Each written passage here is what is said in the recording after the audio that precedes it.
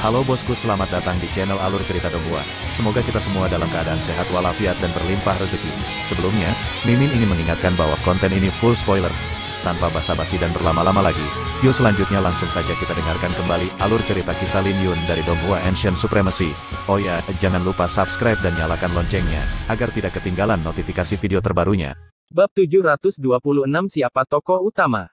Qin Su sombong saat dia menyebut pemuda yang gagal dalam tantangan itu sebagai sampah. Tapi tidak ada yang berani meremehkannya.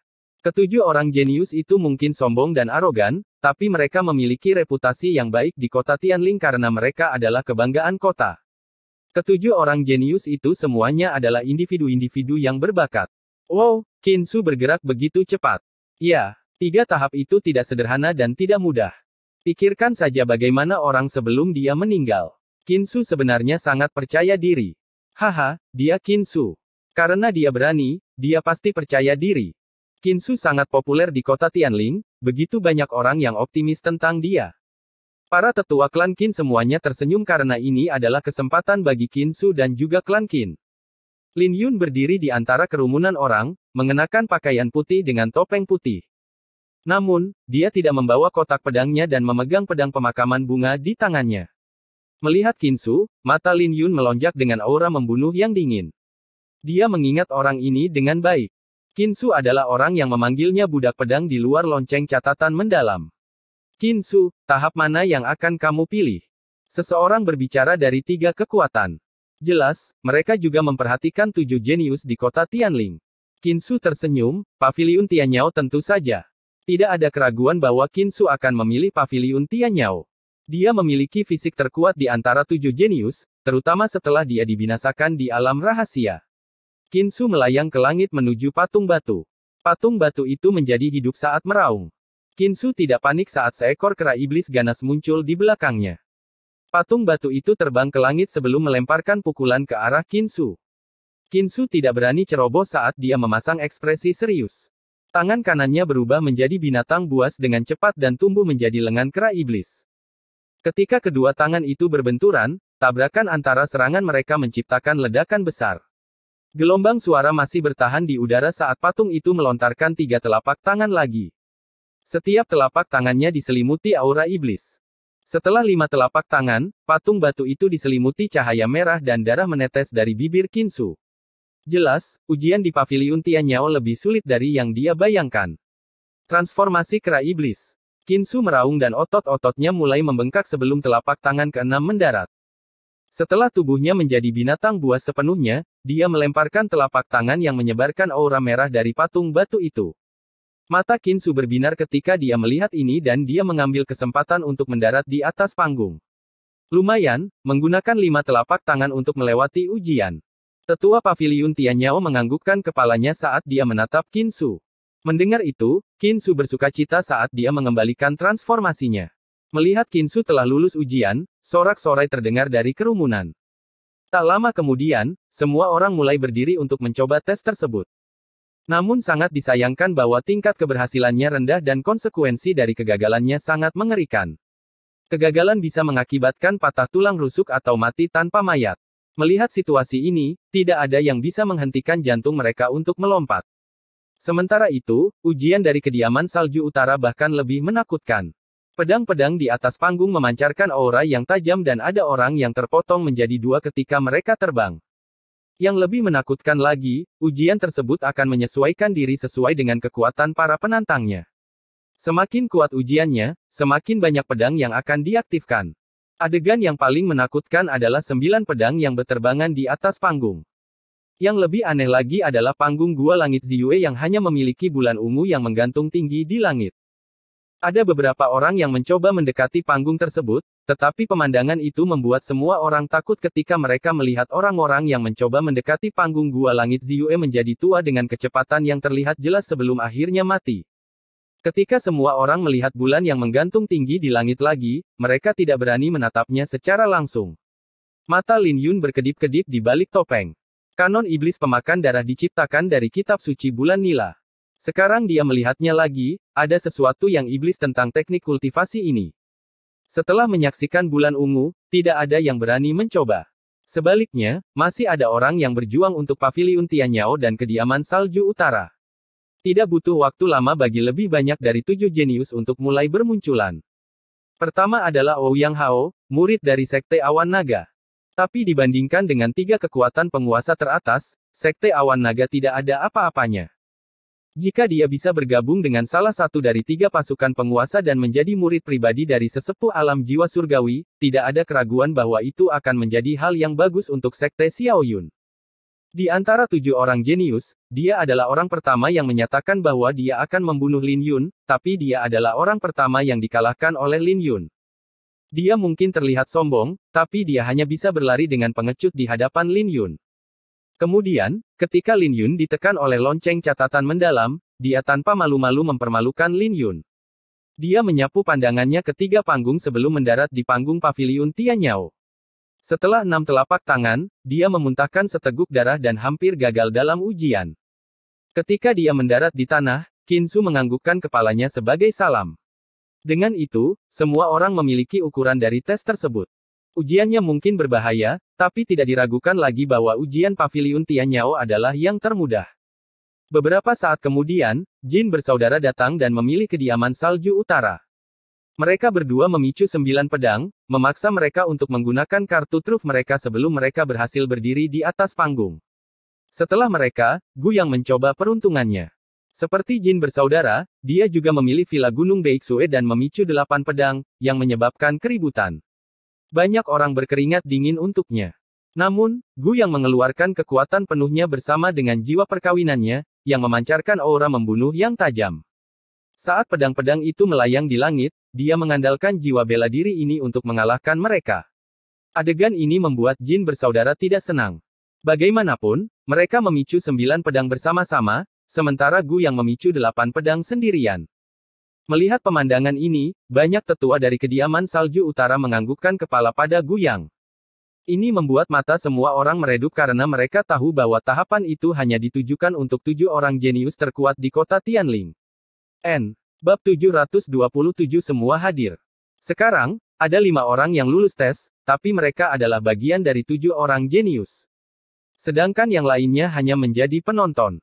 Jelas, hanya 7 orang jenius yang berada di atas panggung. Namun, ketika ujian dilanjutkan, pemandangan yang lebih brutal muncul di hadapan semua orang. Beberapa orang jenius berhasil naik ke atas panggung karena keberuntungan, tapi ke-7 orang jenius itu akan mengusir mereka. Kau pikir kau memenuhi syarat untuk berdiri bersama kami? Enyahlah. Sebelum beberapa orang yang beruntung yang berhasil naik ke atas panggung dapat mengatur napas, 5 dari 7 jenius akan menendang mereka dari panggung. Hal ini tidak hanya menyebabkan lebih banyak cedera pada mereka yang berhasil melewati tes, tetapi juga mempermalukan mereka. Namun, para tetua dari 3 pasukan penguasa mengenakan ekspresi acuh tak acuh dalam hal ini. Mungkin, dalam pandangan mereka, ini adalah bagian dari ujian. Hanya mereka yang bisa berdiri di atas panggung yang pada akhirnya bisa memasuki mata mereka. Adegan ini langsung menimbulkan keributan.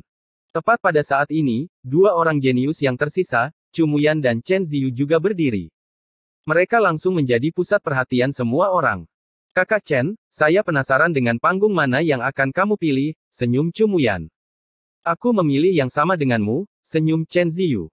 Benarkah begitu? Kemudian, Chu Muyan dan Chen Ziyu menghilang.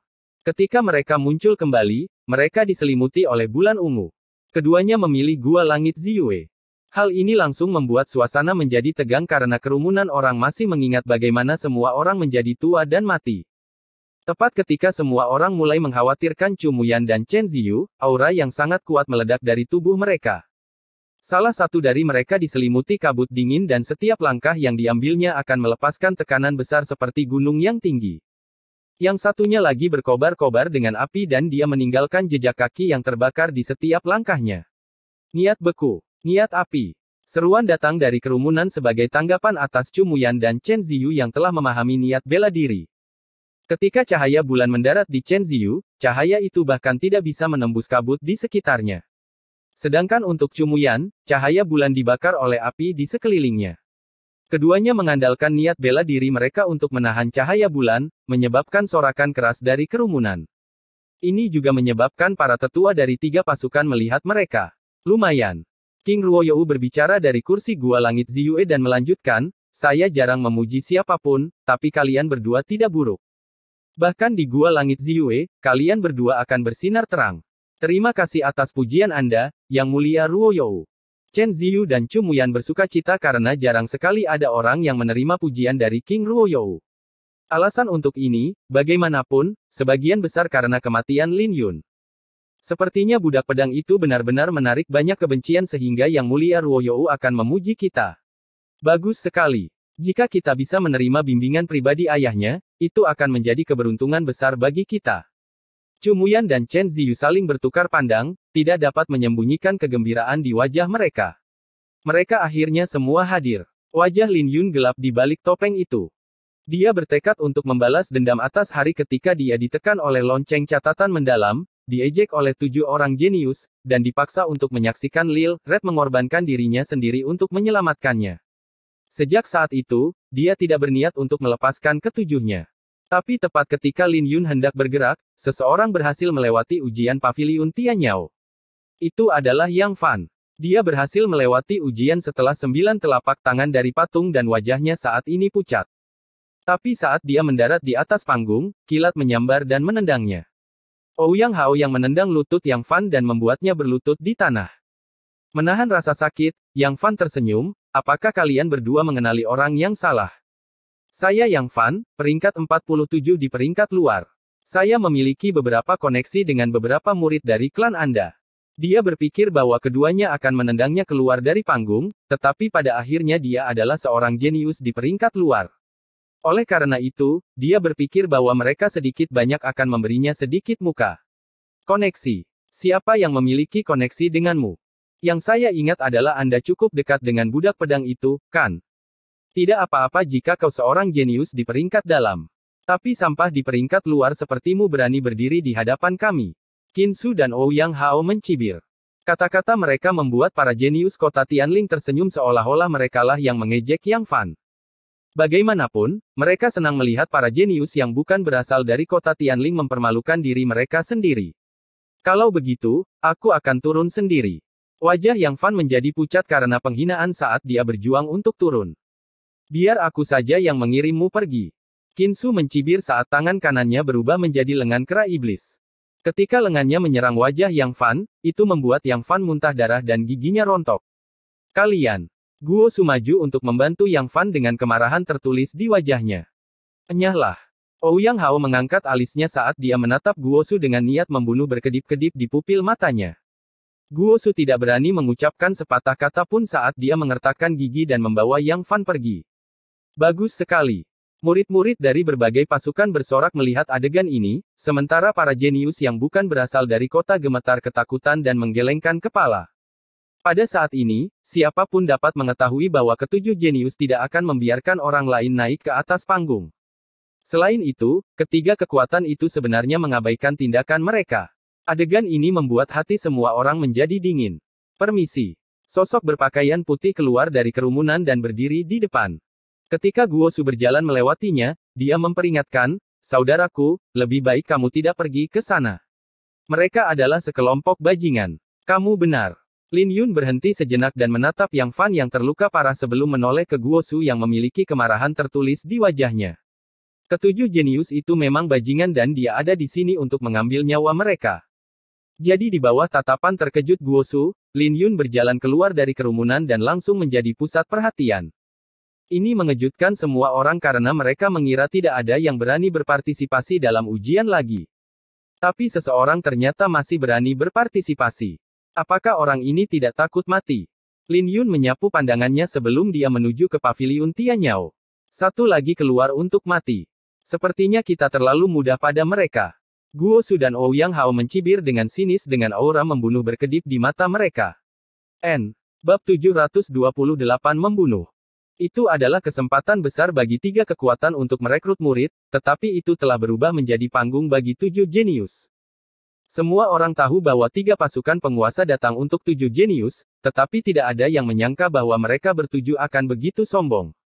Setelah menyaksikan bagaimana Guo Su dan Ouyang Hao mempermalukan Yang Fan, tidak ada yang berani mengikuti ujian lagi. Bagaimanapun, mereka tahu bahwa itu sia-sia bahkan jika mereka berhasil melewati ujian. Siapa yang berani mencoba ujian dengan mereka bertujuh bergabung? Namun di bawah suasana tegang ini, Lin Yun benar-benar berdiri. Tentu saja, ini menarik perhatian semua orang. Dengan tatapan bingung, kerumunan orang memperhatikan Lin Yun saat dia menuju ke panggung paviliun Tianyao. Mereka menggelengkan kepala dengan rasa kasihan saat mereka mengingat hasil Yang Fan. Dalam pandangan mereka, pendekar pedang berpakaian putih ini akan berakhir dalam keadaan yang lebih mengerikan daripada Yang Fan. Dia benar-benar merayu kematian karena dia berani mencoba. Saya tidak berpikir dia bahkan bisa melewati ujian. Dia mungkin akan terbunuh oleh patung itu, cibir para jenius kota Tianling, terutama yang berasal dari klan Qin. Di bawah pandangan semua orang, Lin Yun membumbung tinggi ke langit tanpa ragu-ragu. Saat dia membubung ke langit, patung batu itu menjadi hidup dan mengeluarkan suara gemuruh. Tapi tidak ada perubahan pada wajah Lin Yun di balik topeng itu saat dia mengedarkan 9 transformasi naga biru. 16 rune naga mulai menggeliat di tubuhnya saat mereka mengeluarkan raungan naga. Patung itu terbang ke langit, diselimuti aura merah tua sambil mendorong telapak tangannya ke arah Lin Yun dengan raungan ganas. Kekuatan yang terkandung dalam patung itu begitu menakutkan sehingga bahkan Qin Su memuntahkan seteguk darah setelah menanggung 6 telapak tangan. Selain itu, patung itu telah membunuh banyak orang. Ada di sini. Murid-murid kota Tianling berbinar melihat pemandangan ini. Ketika mereka melihat bahwa Lin Yun tidak bergerak, mereka mengira bahwa dia telah ditakut-takuti dengan konyol dan mereka mulai mengejeknya. Ketika telapak tangan patung batu itu hendak mencapai Lin Yun akhirnya bergerak. Mengepalkan tinjunya dan menuangkan ke-16 rune naga ke dalam tinjunya, dia melemparkan pukulan yang kuat. Di bawah pukulan ini, retakan menyebar di patung batu dan menutupi seluruh tubuhnya dalam sekejap mata. Kemudian, patung batu itu hancur berkeping-keping di bawah ledakan besar. Ini. Semua orang tercengang oleh pemandangan ini dan rahang mereka ternganga. Mereka terlalu terkejut. Pendekar pedang itu menghancurkan patung batu dengan satu pukulan. Adegan ini bahkan menarik perhatian para jenius lainnya. King Ruoyou juga terkejut dengan adegan ini sementara para tetua paviliun Tianyao semuanya tersenyum lebar. Mereka tidak menyangka ada orang jenius seperti itu di kota Tianling selain Chen Ziyu dan Cumuyan. Ini langsung membuat mereka bersukacita. Saat awan pecahan batu terbang di langit, Lin Yun mendarat di atas panggung sebelum melihat ke arah Qin Su dan Ouyang Hao. Hal ini membuat mereka menelan ludah karena mereka bisa merasakan diri mereka benar-benar ditekan oleh tatapan pendekar pedang itu. Hal ini membuat mereka tercengang karena mereka awalnya ingin mematahkan kaki pendekar pedang ini dan membuatnya berlutut di tanah. Tapi sekarang, mereka tidak lagi memiliki sikap sombong seperti sebelumnya. Mereka saat ini berpikir untuk berinteraksi dengan Lin Yun terlebih dahulu. Kakak, Qin Su dan Ouyang Hao menenangkan diri mereka sendiri sebelum menekan senyum di wajah mereka. Tapi Lin Yun mengepalkan tinjunya dengan jempol ke atas sebelum dia menolaknya, sampah. Provokasi ini adalah tindakan penghinaan yang terang-terangan. Hal ini membuat semua orang menarik nafas dingin saat mereka tercengang oleh tindakan pendekar pedang berpakaian putih itu. Mereka terkejut dengan fakta bahwa pendekar pedang itu berani mempermalukan Qin Su dan Ouyang Hao di kota Tianling, terutama setelah Qin Su dan Ouyang Hao meringkuk dan mencoba menjalin hubungan baik dengannya. Wajah Qin Su dan Ouyang Hao menjadi jelek dengan kecanggungan yang tertulis di wajah mereka. Qin Su, yang memiliki temperamen berapi-api, menjadi marah saat dia menerkam dengan lengan kanannya yang telah berubah, "Kamu berani memprovokasi kami. Kamu tidak tahu bagaimana kematian Dieja." ARG hahaha. Tapi di detik berikutnya, Qin Su melolong saat pukulan Lin Yun menghancurkan telapak tangan Qin Su. Tapi serangan Lin Yun tidak berhenti sampai di situ. Energi naga birunya menjulur sampai ke bahu Qin Su sebelum akhirnya berhenti. Ini berarti lengan Qin Su telah lumpuh, yang membuat semua orang bergerak-gerak. "Bajingan, aku akan membunuhmu." Wajah Qin Su terdistorsi dan matanya memerah karena aura pembunuhan yang menakutkan.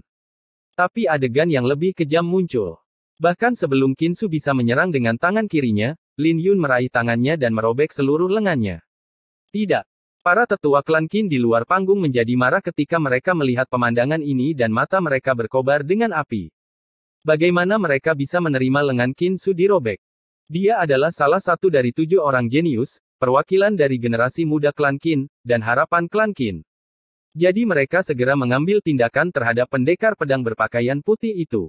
Enyahlah. Orang yang bertanggung jawab atas paviliun Tianyao tersenyum jahat dan mengirim semua orang kembali. Dia adalah seorang pemuda parubaya yang tertawa sambil mengagumi Lin Yun. Dia secara alami tidak bisa membiarkan orang jenius seperti itu terpengaruh oleh klan Qin. Ini adalah perekrutan klan iblis surgawi saya. Kalian pikir kalian ini siapa? Enyahlah. Melemparkan telapak tangan, tetua klan Qin yang menyerbu ke depan ditinggalkan setengah mati.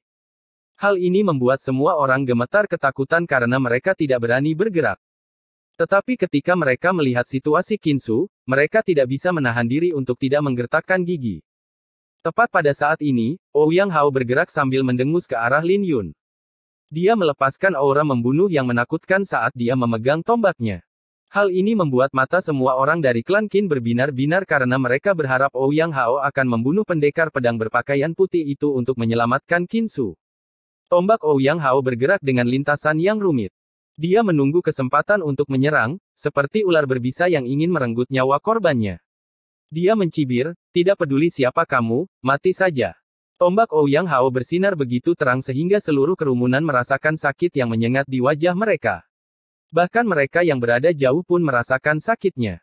Murid dan tetua sekte awan naga menyunggingkan senyum saat mereka bisa membayangkan adegan dada pendekar pedang berpakaian putih itu tertusuk. Karena klan Qin dan Qinsu tidak bisa melakukannya, maka klan Skycloud mereka akan melindungi wajah kota Tianling. Tapi Lin Yun tidak panik dalam situasi ini saat dia mengirim Qinsu terbang dengan sebuah tendangan. Saat Qinsu jatuh ke tanah, dia memuntahkan seteguk darah lagi. Mengirim Qinsu terbang, dia perlahan melangkah maju dan rambut hitamnya berkibar tertiup angin. Dia sepertinya sedang berjalan-jalan, tetapi tidak ada yang tahu bahwa dia telah mengumpulkan niat pedang Xiantiannya ke ketinggian yang menakutkan. Pedang pemakaman bunga di tangannya mulai mengaum karena bisa merasakan kebencian dan kemarahan Lin Yun. Saat sinar pedang yang cemerlang terbang dan bergema, sinar pedang itu berbenturan dengan tombak Ouyang Hao. Serangan ini meretakkan tombak itu. Para tetua dan murid sekte awan naga tercengang. Ekspresi menyeramkan di wajah Ouyang Hao juga membeku. Dia dengan cepat melemparkan tombak di tangannya dan mulai mundur. Tapi bisakah dia benar-benar melarikan diri? Pedang pemakaman bunga di tangan Lin Yun langsung menangkapnya dan menebasnya. Ouyang Hao melolong menyedihkan saat seluruh lengan kanannya terpotong.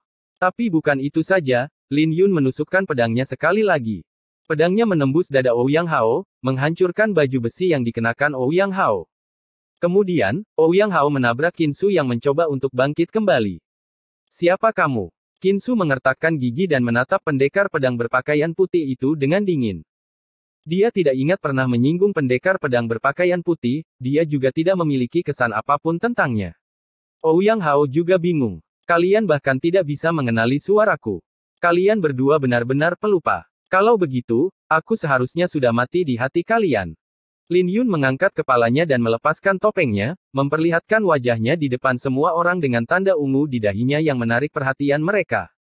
Adegan ini membuat semua orang di gunung air jatuh tercengang sebelum keributan terjadi. Pendekar pedang berpakaian putih itu sebenarnya adalah Lin Yun. Ini adalah Lin Yun yang sama yang diduga dibunuh oleh Chen Ziyu. Tapi rumor itu ternyata salah karena dia masih hidup dan sehat. Tidak, tidak. Ini tidak nyata. Mata Ouyang Hao dan Qinsu menyipit ketakutan saat mereka mulai bergetar. Bertobatlah di neraka. Saat pedang Lin Yun terbang, dua kepala jatuh ke tanah. Pedang Lin Yun begitu cepat sehingga mereka mati sebelum ada yang menyadarinya. Bab 729 membunuh lagi. Kepala Qinsu dan Ouyang Hao jatuh ke tanah dengan mata terbuka lebar. Seluruh gunung terdiam sejenak dan semua orang berhenti bernapas. Beberapa waktu kemudian, keributan terdengar karena semua orang terlalu terkejut. Bahkan, keributan kerumunan orang banyak menjadi tidak terkendali. Ouyang Hao dan Qinsu sudah mati. Sampai sekarang, tidak ada yang bisa mempercayai apa yang mereka lihat. Mereka bahkan lebih terkejut pada orang yang berdiri di atas panggung paviliun Tianyao. Semua orang terkejut saat melihat Lin Yun. Tidak ada yang bisa membayangkan bahwa ini adalah orang yang sama dengan yang mereka ejek beberapa hari yang lalu. Tidak hanya dia masih hidup, tapi dia juga berdiri di hadapan semua orang dan bahkan membunuh 2 dari 7 orang jenius. Keterkejutan yang mereka rasakan tidak bisa digambarkan dengan kata-kata. Bagaimana ini mungkin? Di atas panggung villa Gunung Beixue, Gu Yang dan Jin bersaudara benar-benar tercengang.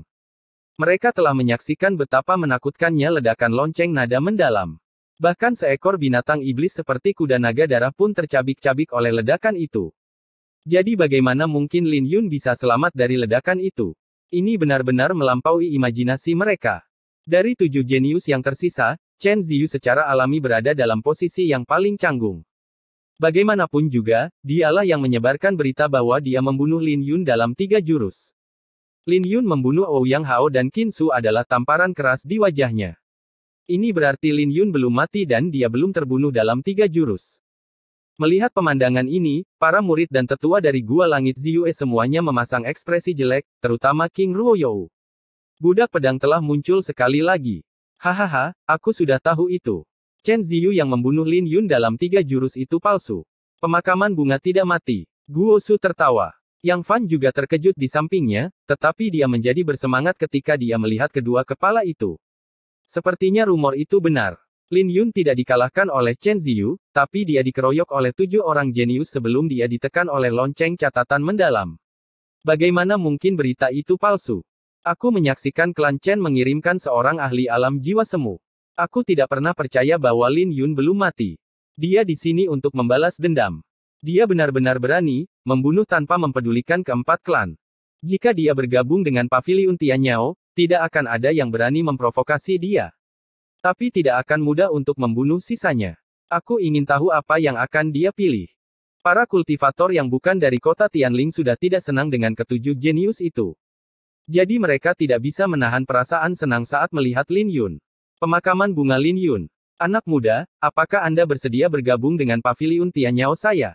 Tidak peduli apa yang telah kamu lakukan sebelumnya, Paviliun Tianyao akan mendukungmu. Pria parubaya yang duduk di kursi Paviliun Tianyao tertawa. Bagaimanapun, seseorang seperti Lin Yun adalah orang yang mereka butuhkan. Mungkin kediaman salju utara lebih cocok untukku. Lin Yun menyapu pandangannya ke arah Guyang dan Jin bersaudara. Mata kediaman salju utara berbinar saat mereka tersenyum. Anak muda, karena kamu adalah seorang pendekar pedang, kamu harus datang ke kediaman salju utara kami. Orang-orang ini, pria parubaya dari Paviliun Tianyao mulai mengumpat. Setelah mendengar itu, semua orang menghirup nafas dingin. Mereka tahu bahwa Lin Yun tidak akan membiarkan masalah ini beristirahat dengan mudah. Kamu berani. Tetua klan Jin dan klan Gu berteriak saat mereka melepaskan aura membunuh mereka. Apakah Lin Yun benar-benar berpikir bahwa mereka adalah orang yang tidak berguna? Kenapa tidak? Lin Yun mencibir. Dia sudah memutuskan bahwa dia akan mengambil nyawa ketujuh orang jenius itu. Dia melayang ke langit dan menuju ke kediaman salju utara. Tapi sebelum dia mendarat di atas panggung, 18 pedang mulai bersenandung di atas panggung. Saat pedang-pedang itu mulai bersenandung, niat pedang yang menakutkan menyebar yang membuat seluruh panggung bergetar dan langit menjadi gelap. Ini, wajah semua orang berubah.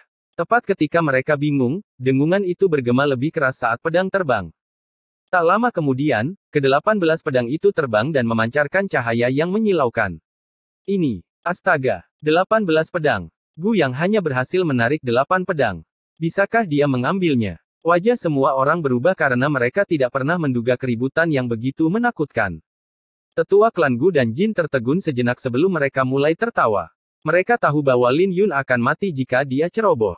Pada saat yang sama, Guyang dan Jin bersaudara juga mengendur dengan senyuman di wajah mereka.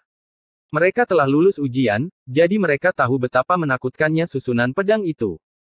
Menghadapi 18 pedang, bahkan jika Lin Yun selamat, tidak ada keraguan bahwa dia akan terluka parah.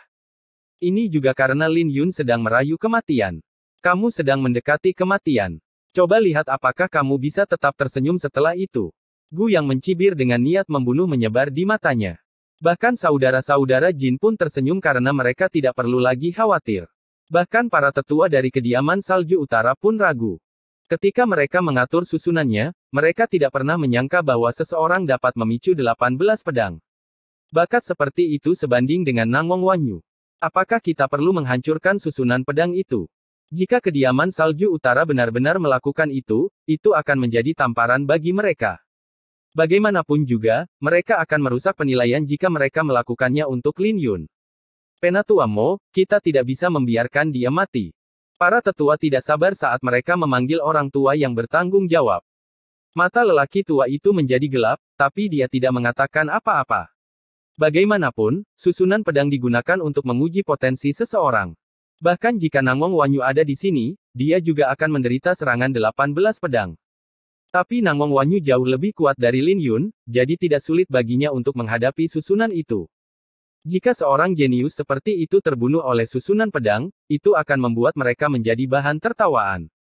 Pada akhirnya, Tetua Mo memutuskan untuk membuat keputusan untuk menghancurkan susunan pedang itu. Saat ini, dia tidak bisa mengkhawatirkan akibatnya. Bagaimanapun juga, Lin Yun adalah bibit yang sebanding dengan Nangong Wanyu, jadi bukan apa-apa jika dia melanggar aturan untuk Lin Yun.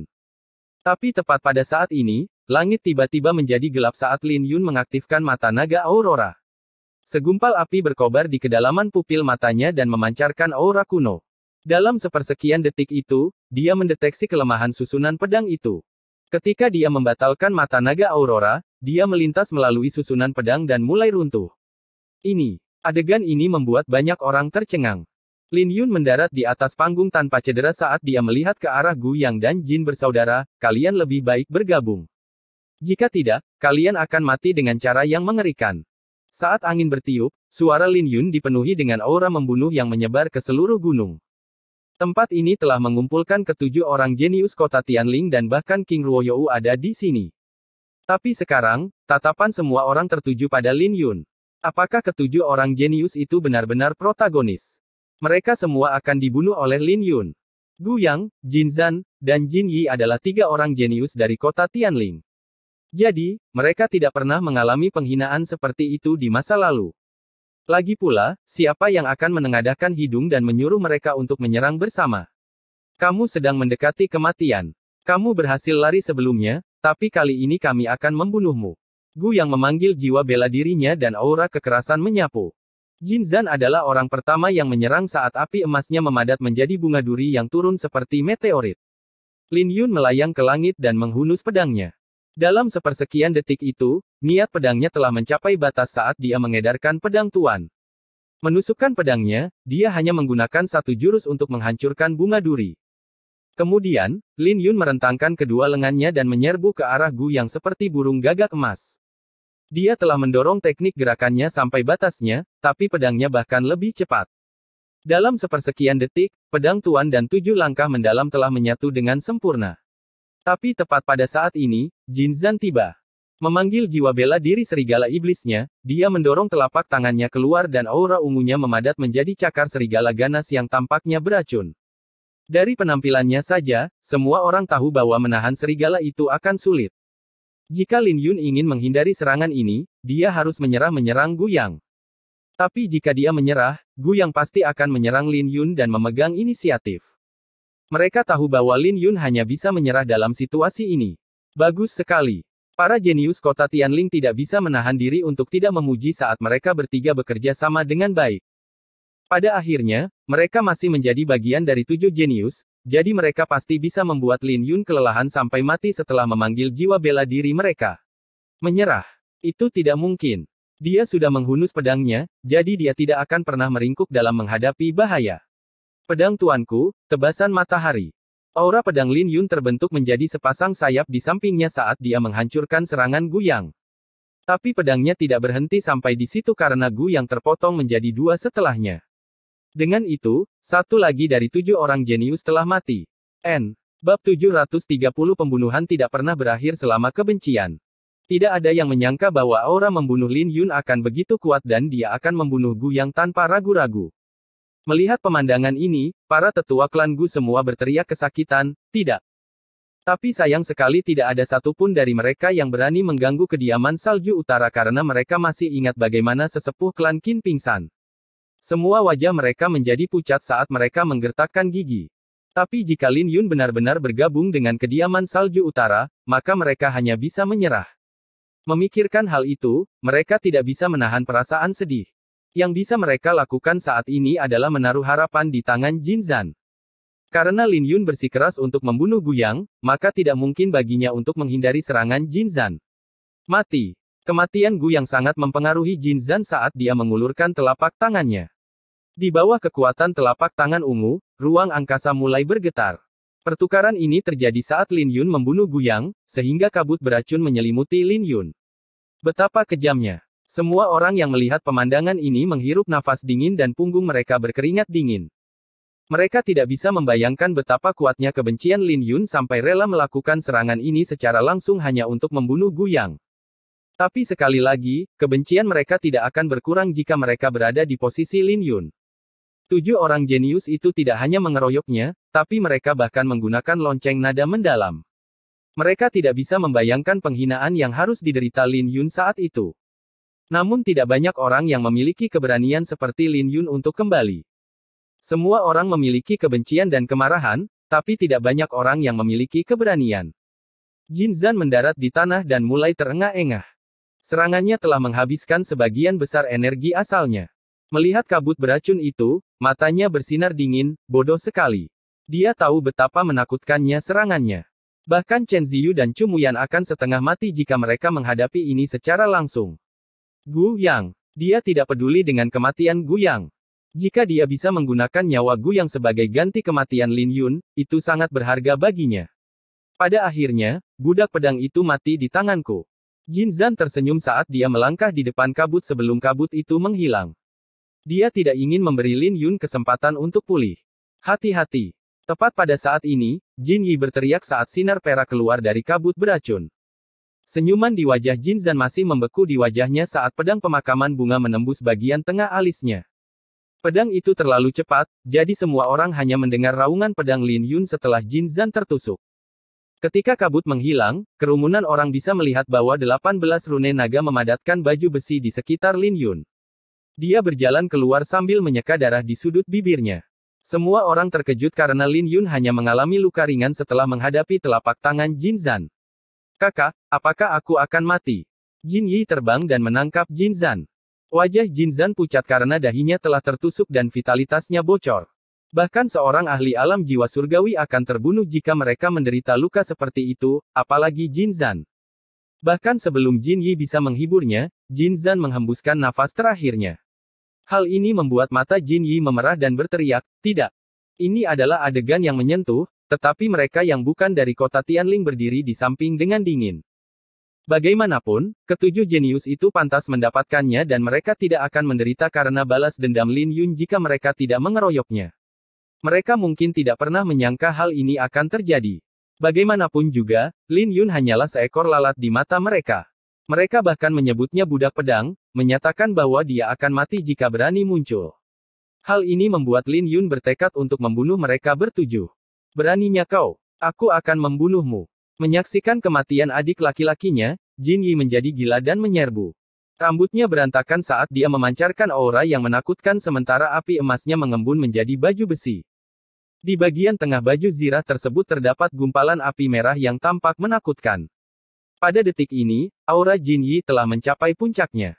Dia gila. Dia melelahkan fondasinya. Gila. Semua orang berseru pada adegan ini saat Jin Yi tiba di hadapan Lin Yun dalam sepersekian detik untuk melemparkan telapak tangannya. Api emas di belakangnya juga telah memadat menjadi bunga duri. Bahkan sebelum telapak tangannya mendarat di atas Lin Yun, retakan mulai menyebar di tanah. Lin Yun tenggelam seolah-olah dia terjebak dalam sangkar yang tak terlihat.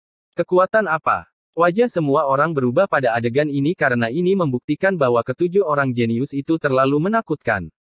Lin Yun tidak berani ceroboh dan merentangkan tangannya dengan jari-jarinya yang berubah menjadi zamrud.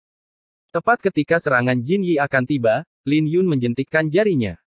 Lin Yun mulai menjentikkan jarinya sambil mundur. Namun, Jin Yi tidak membiarkan Lin Yun pergi dan mengejarnya. Api emas mengalir keluar dari bunga duri di belakang Jin Yi, akhirnya menelan seluruh panggung. Tapi Lin Yun tidak bereaksi terhadap hal ini sambil terus menjentikkan jarinya. Dengan setiap jentikan, serangannya akan mendarat di kelemahan serangan Jin Yi. Bersamaan dengan itu, setiap jentikan pada serangan Jin Yi juga akan menciptakan musik kecapi yang indah. Hanya beberapa orang yang berhasil menyadari bahwa musik itu tumbuh saat Lin Yun mengumpulkan aura pedangnya. Seiring berjalannya waktu, aura itu menyelimuti dirinya seperti arus yang tak terlihat. Jika ada orang yang melihat aura pedang yang tak terbatas, mereka akan terkejut. Aura pedang itu menakutkan, jadi mereka tidak bisa membayangkan apa yang akan terjadi ketika niat pedang muncul. Kamu bukan apa-apa tanpa pedangmu. Bagaimana kamu akan melawanku? Mata Jin Yi dipenuhi dengan aura pembunuh saat dia meraung. Kemudian, kedua tangannya menyatu dan menciptakan badai dahsyat di sekelilingnya. Di atasnya, dua telapak tangan raksasa memadat dari auranya dan kemudian saling menggenggam. Gelombang kejut dari gerakan ini membuat banyak orang muntah darah. Mati. Jin Yi mengangkat tangan kanannya saat tangan raksasa yang menyala turun seperti gunung. Hal ini langsung menimbulkan bayangan besar di atas panggung. Tapi tidak ada perubahan pada wajah Lin Yun saat gerakan jari-jarinya menjadi lambat. Hampir seperti membeku kaku. Namun, ketika dia akhirnya menjentikkan jarinya, suaranya jauh lebih berat dari sebelumnya. Setiap kali jentikannya mendarat di telapak tangan, itu menyebabkan ledakan niat pedang. Saat telapak tangan mendarat, mata Lin Yun bersinar terang seperti dua bintang. Saat auranya meledak, sinar pedang ungu terbang keluar dari tangannya dan menembus telapak tangan Jin Yi yang menyala. Ini membuat Jin Yi terbang sambil memuntahkan darah.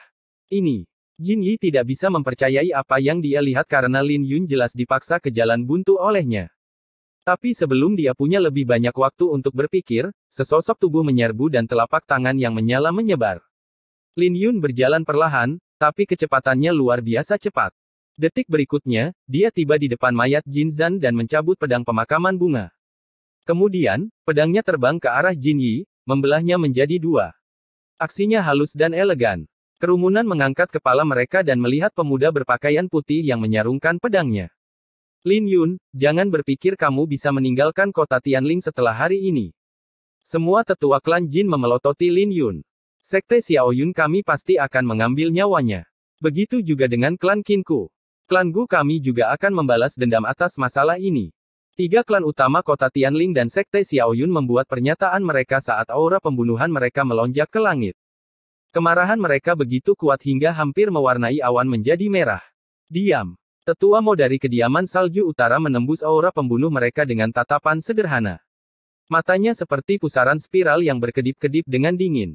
Ini langsung mengejutkan mereka yang membuat pernyataan karena mereka tidak punya pilihan selain menekan amarah mereka sementara wajah mereka memerah. Semua kultivator yang bukan berasal dari kota Tianling tertawa melihat pemandangan ini.